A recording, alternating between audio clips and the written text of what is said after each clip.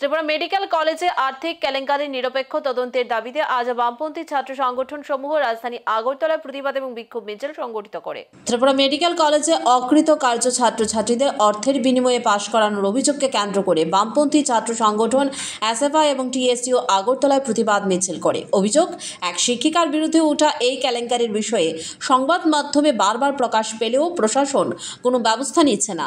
বিক্ষোভ মিছিল থেকে ছাত্র নেতারা দাবি করেন, এই ধরনের দুর্নীতি রাজ্যের শিক্ষা ক্ষেত্রের গরিমাকে নষ্ট করছে, অথচ সরকার নীরব ভূমিকা পালন করছে।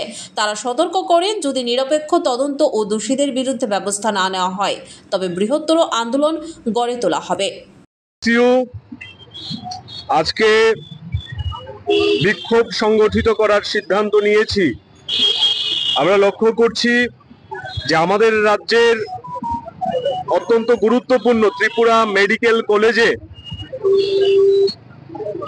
সংবাদ মাধ্যম মারফতই অভিযোগ উঠে এসছে যে টাকা দিয়ে পরীক্ষায় পাশ করিয়ে দেওয়ার জন্য টিএমসির অভ্যন্তরে একজন শিক্ষিকা সরাসরি অভিযুক্ত হয়েছেন।